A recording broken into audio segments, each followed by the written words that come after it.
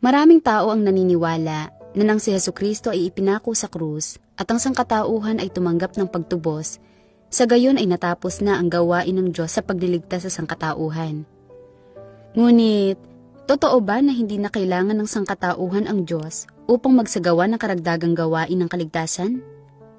Hindi. Hindi iyon ang kaso. Bagamat nakatanggap na tayo ng katubusan sa pamamagitan ng Panginoong Hesus at napatawad na ang ating mga kasalanan, nalutas na ba ang ating makasalanang kalikasan? Hindi. Hindi pa. Tinutulak pa rin tayo ng makasalanang kalikasan natin. Namumuhay pa rin tayo sa tiwaling disposisyon natin. Madalas nating makita ang ating sarili na hindi sinasadyang nagsisinungaling at nakakagawa ng mga kasalanan. Madalas na nagre-rebelde at lumalaban sa Panginoon. Naghihirap tayo dala ng kasalanan. Hindi natin kayang isabuhay ang mga salita ng Panginoon. Nananatili tayong nakagapos at kontrolado ng kasalanan. Hindi natin kayang palayain ang ating sarili mula sa pagkakahawak nito. Tayo ba sa ganitong kalagayan ay maaaring madala sa kaharian ng langit? Ang Diyos ay isang banal na Diyos, at ang pagpapakabanal na kung wala ito'y sino man ay di makakakita sa Panginoon. Tunay na hindi papayagan ng Diyos ang mga taong maaari pang magkasala at lumaban sa Kanya na makapasok sa Kanyang kaharian.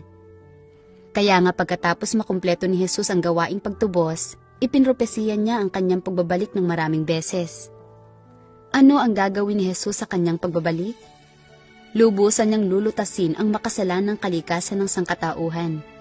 Ililigtas ang tao sa kasalanan at gagawing perpektong banal para makapasok sa kaharian ng Diyos. Gaya ng sinabi ni Jesus, "Mayroon pa akong maraming bagay na sa inyo ay sasabihin, ngunit ngayon ay hindi ninyo mga titiis. Gayon may kung siya, ang Espiritu ng katotohanan ay dumating, ay papatnubayan niya kayo sa buong katotohanan. Sapagkat hindi siya magsasalita ng mula sa kanyang sarili, kundi kung anumang bagay na kanyang marinig, ang mga ito ang kanyang sasalitain, at kanyang ipahahayag sa inyo ang mga bagay na magsisidating. Pakabanalin mo sila sa katotohanan, ang salita mo'y katotohanan." Ipinropesiya din ang pahayag, at sinasabi niya ng malakas na tinig, "Matakot kayo sa Diyos at magbigay kaluwalhatian sa Kanya, sapagkat dumating ang panahon ng Kanyang paghatol." Sa mga huling araw, sa muling pagparito ng Panginoon, ipapahayag niya ang katotohanan at isasagawa ang gawain ng paghatol, nagagabay sa mga tao na maunawaan at makapasok sa lahat ng katotohanan. Ito ay ganap na magliligtas sa tao mula sa kasalanan, magpapalaya sa tao mula sa impluwensya ni Satanas at magdadala sa tao sa kaharian ng Diyos. Ito ay isang yugto ng gawain na matagal nang binalak ng Diyos, at ito ang huling yugto ng Kanyang plano sa pamamahala. Tingnan natin kung ano ang sinasabi ng Diyos tungkol dito. Bagamat maraming gawaing ginawa si Jesus sa tao, kinumpleto lamang niya ang pagtubos sa buong sangkatauhan at naging handog dahil sa kasalanan ng tao. Hindi niya inalis ang lahat ng tiwaling disposisyon ng tao. Ang lubos na pagliligtas sa tao mula sa impluwensya ni Satanas ay hindi lamang kinailangan ni Jesus na maging handog dahil sa kasalanan at pasanin ang mga kasalanan ng tao, kundi kinailangan din ng Diyos na gumawa ng mas malaki pang gawain upang ganap na alisin sa tao ang kanyang makasatanas na tiwaling disposisyon. Kaya nga, ngayong napatawad na ang tao sa kanyang mga kasalanan, nagbalik na ang Diyos sa katawang tao upang akayin ang tao tungo sa bagong kapanahunan, at sinimulan ang gawain ng pagkastigo at paghatol. Ang gawaing ito ay naghatid sa tao sa isang mas mataas na dako. Lahat ng nagpapasakop sa kanyang kapamahalaan ay magtatamasa ng mas mataas na katotohanan at tatanggap ng mas malalaking pagpapala. Tunay silang mabubuhay sa liwanag at matatamo nila ang katotohanan, ang daan, at ang buhay. Ang Kristo ng mga huling araw ay gumagamit ng iba't ibang katotohanan para maturuan ang tao, para ibunyag ang diwa ng tao at suriin ang kanyang mga salita at gawa. Ang mga salitang ito ay binubuo ng iba't ibang katotohanan, gaya ng tungkulin ng tao, paano dapat sundin ng tao ang Diyos, paano dapat maging tapat ang tao sa Diyos, paano dapat isabuhay ng tao ang normal na pagkatao, gayon din ang karunungan at disposisyon ng Diyos at iba pa. Ang mga salitang ito ay nakatuon lahat sa diwa ng tao at sa kanyang tiwaling disposisyon. Partikular na, yaong mga salitang naglalantad kung paano tinatanggihan ng tao ang Diyos ay sinasabi patungkol sa kung paano kinakatawan ng tao si Satanas at naging puwersa ng kaaway laban sa Diyos. Sa pagsasakatuparan ng kanyang gawain ng paghatol, hindi lamang basta nililinaw ng Diyos ang likas na pagkatao ng tao sa iilang salita lamang. Inilalantad, pinakikitunguhan, at tinatabas niya ng pangmatagalan. Ang lahat ng ganitong mga pamamaraan ng paglalantad, pakikitungo, at pagpupungos ay hindi maaaring mahalinhan ng mga ordinaryong salita, kundi ng katotohanang hindi man lang taglay ng tao. Ang ganitong klaseng mga pamamaraan lamang ang matatawag na paghatol. Sa pamamagitan lamang ng ganitong uri ng paghatol masusupil ang tao at makukumbinsi ng husto tungkol sa Diyos, at bukod pa riyan ay makamtan ang tunay na pagkilala sa Diyos. Ang idinudulot ng gawain ng paghatol ay ang pagkaunawa ng tao sa tunay na mukha ng Diyos at sa katotohanan tungkol sa kanyang sariling pagkasuwail.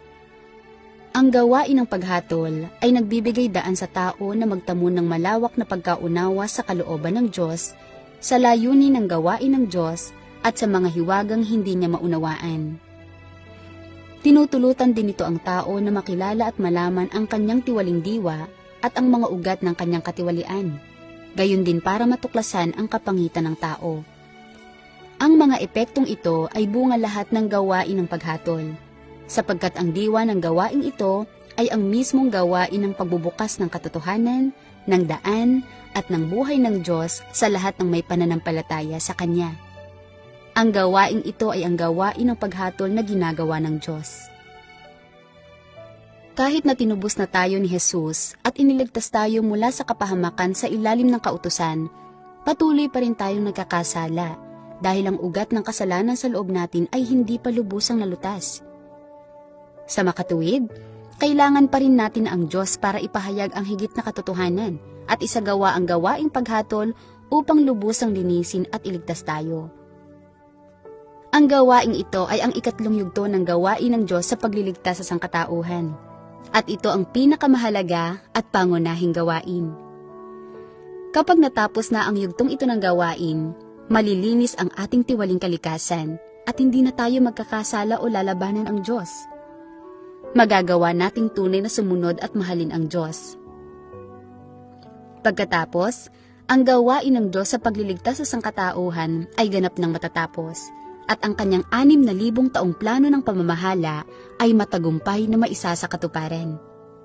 Ang bawat yugto ng gawain ng Diyos ay naglalayong lutasin ang problema ng kasalanan ng sangkatauhan at makamit ang isang layunin. Iligtas ang sangkatauhan ng paisa-isang hakbang mula sa kapangyarihan ni Satanas at mula sa kasalanan. Dalhin sila sa kaharian ng Diyos upang magmana ng kanyang mga pangako at pagpapala. Ang tatlong yugtong ito ng gawain ay malapit na nauugnay sa isa sa kasunod.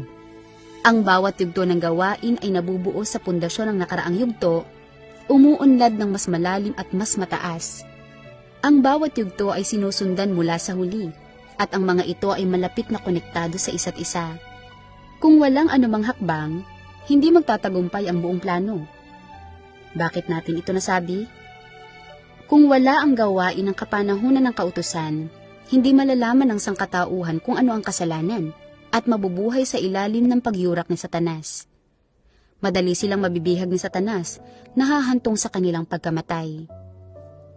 Kung wala ang gawain ng pagtubos sa kapanahunan ng biyaya, ang sangkatauhan ay nahaharap sa kaparusahan dahil sa kanilang napakaraming kasalanan, at ang pag-unlad ng sangkatauhan ay hindi aabot sa kung nasaan ito ngayon.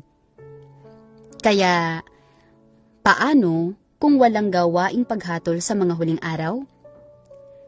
Ang sangkatauhan ay mananatiling nakatali at kontrolado ng kanilang kasalanan magpakailanman. Hindi kailanman makakawala at hindi kailanman magiging karapat-dapat na makapasok sa kaharian ng langit. Sa huli, haharapin lamang ng tao ang pagkawasak dahil sa malalim na ugat ng kasamaan. Ang gawain ng kapanahunan ng kautusan ay nagpapaalam sa mga tao tungkol sa kasalanan, Tinutubos sila ng gawaing pagtubos mula sa kasalanan. At ang gawaing paghatol ay lubusang nag-aalis sa kasalanan ng tao. Ang tatlong yugto ng gawaing ito ay nagpapakita ng napakalaking pagmamahal at kaligtasan ng Diyos para sa sangkatauhan. Ngayon, maaaring nagtataka ka kung kailan babalik ang Panginoon upang isagawa ang ikatlong yugto ng gawain at kung paano gagawin ng Diyos ang gawaing paghatol. Kung gusto mong malaman ang higit pa, mangyaring mag-iwan ng komento o magpadala ng mensahe para makipag-ugnayan sa akin. Ikalulugod kong ipagpatuloy ang pagbabahagi sa iyo. Siguraduhing i-follow ang aking page para sa mga update at para mas malaman ang iba pang misteryo.